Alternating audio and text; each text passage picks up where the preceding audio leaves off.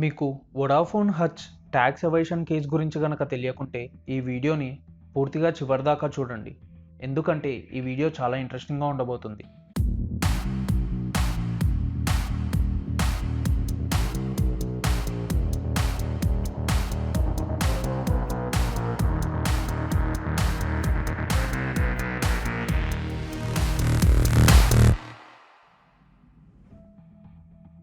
విశ్వమంతా ఇప్పుడు 4G మయం అయిపోయింది. 5G వైపు పరుగులు పెడుతుంది. ఇండియాలో ఇప్పటివరకు ఎన్ని టెలికాం కంపెనీ అడ్వర్టైజ్మెంట్స్ వచ్చినా ఒక్కసారి మన పాత జ్ఞాపకాలను తిరిగేసుకుంటే టీవీ స్క్రీన్స్పై ఈ హచ్ కుక్క చేసిన హడావిడి గుర్తొస్తుంది.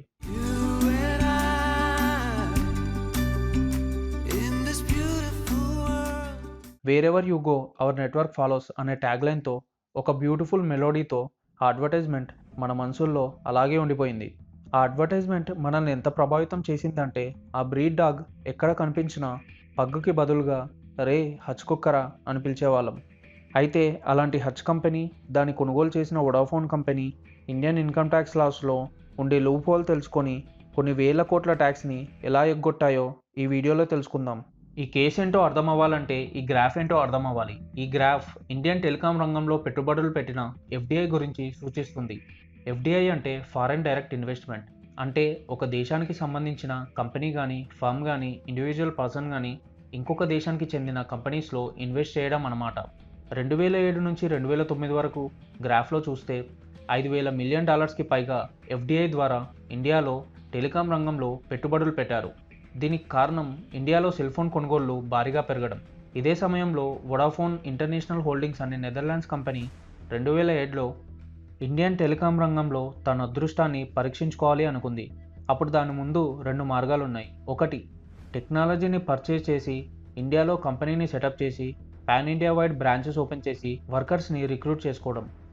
2, ఆల్రెడీ ఎస్టాబ్లిష్ చేసిన కంపెనీని రీజనబుల్ ప్రైస్కి పర్చేజ్ చేయడం. అప్పుడు వొడాఫోన్ రెండో ఆప్షన్ ఎంచుకుంది. హచిసన్ ఎస్ఆర్ లిమిటెడ్ హెచ్ఈఎల్ అనగా హచ్ కంపెనీతో 56,000 కోట్ల రూపాయలకి డీల్ కుదిరించుకుంది.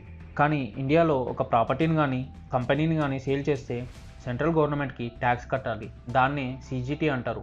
అలాగే ఎవరైతే ఆ కంపెనీని పర్చేస్ చేస్తున్నారో వాళ్ళు టీడీఎస్ పే చేయాలి. టీడీఎస్ అంటే ట్యాక్స్ డిడక్షన్ ఎట్ సోర్స్. ఇలాంటి ట్యాక్సెస్ని ఎగ్గొట్టడం కోసం మల్టీనేషనల్ కంపెనీస్ ట్యాక్స్ హెవెన్ కంట్రీస్లో తమ ఇంటర్మీడియట్ బ్రాంచెస్ని ఎస్టాబ్లిష్ చేస్తాయి. ట్యాక్స్ హెవెన్ కంట్రీస్ అంటే సింపుల్గా ట్యాక్స్ ఫ్రీ అన్నమాట.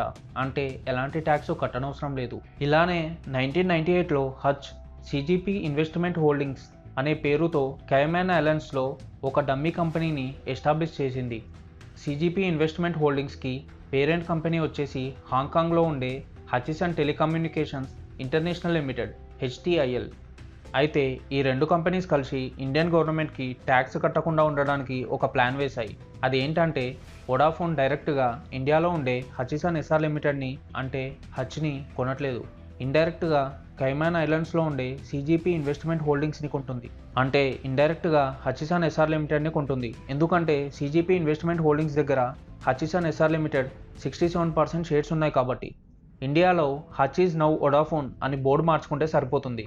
సో ఈ ట్రాన్సాక్షన్ పూర్తిగా కైమాన్ ఐలాండ్స్లో ఉండే సిజిపి ఇన్వెస్ట్మెంట్ హోల్డింగ్స్ అనే కంపెనీతో జరిగింది కాబట్టి ఆ కంపెనీ ట్యాక్స్ హెవెన్ కంట్రీలో ఉంది కాబట్టి ₹1 ట్యాక్స్ కూడా అటు ఇండియాకి కానీ ఇటు కైమాన్ ఐలాండ్స్ కానీ కట్టనవసరం లేదు అనుకుంది.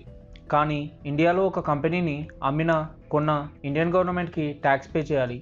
సో మా ట్యాక్స్ ఎప్పుడు కడుతున్నావు అని ఇండియన్ గవర్నమెంట్ వొడాఫోన్ని అడిగింది. దానికి వొడాఫోన్ ఇలా సమాధానం చెప్పింది. వొడాఫోన్ ఒక నెదర్లాండ్స్ కంపెనీ. మేము ఇండియాలో ఏ కంపెనీ కొనలేదు.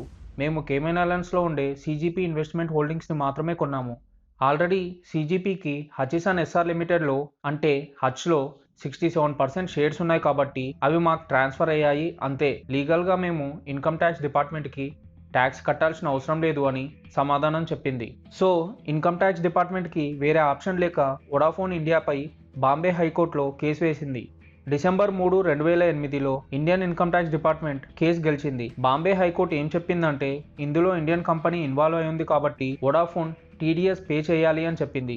వొడాఫోన్ ఆ అమౌంట్ పే చేసిన తర్వాత బాంబే హైకోర్టు తీర్పుని ఛాలెంజ్ చేస్తూ సుప్రీంకోర్టుని ఆశ్రయించింది. జనవరి 2012లో సుప్రీంకోర్టు ఏం చెప్పిందంటే ఇండియన్ ఇన్కమ్ ట్యాక్స్ డిపార్ట్మెంట్కి కంపెనీస్ మధ్య ఓవర్సీస్లో జరిగే ట్రాన్సాక్షన్స్పై ట్యాక్స్ వేయడానికి ఎలాంటి అర్హత లేదు అని చెప్పింది.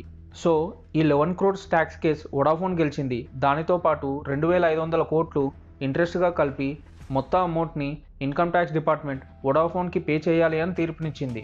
ఈ ఇన్సిడెంట్ తర్వాత ఐటీ యాక్ట్ని ప్రణబ్ ముఖర్జీ గారు రివైజ్ చేశారు. ఏదైనా ఓవర్సీస్ ట్రాన్సాక్షన్లో డైరెక్ట్గా కానీ ఇండైరెక్ట్గా కానీ ఇండియన్ కంపెనీ ఇన్వాల్వ్ అయి ఉంటే ఆ కంపెనీస్ సీజీటీ టీడీఎస్ని ఖచ్చితంగా పే చేయాలి అని అమెండ్మెంట్ చేశారు. సో ఇలాంటి ఇన్సిడెంట్ ఇక ఫ్యూచర్లో జరగబోదు. ఈ చిన్న లూప్ హోల్ వల్ల వేల కోట్ల ట్యాక్స్ నుంచి ఈ 2 కంపెనీలు తప్పించుకోగలిగాయి. నాలాంటి కొత్తవాడికి మీరు నా ఛానల్ని సబ్స్క్రైబ్ చేస్తే దానికి మించిన ఆనందం ఏముంటుంది చెప్పండి. Please subscribe my channel. Over to you. ఈ వీడియో మీకు నచ్చినట్టయితే లైక్ చేసి షేర్ చేయండి. ఇలాంటి ఇంట్రెస్టింగ్ వీడియోస్తో మళ్ళీ కలుస్తాను. Thank you for watching.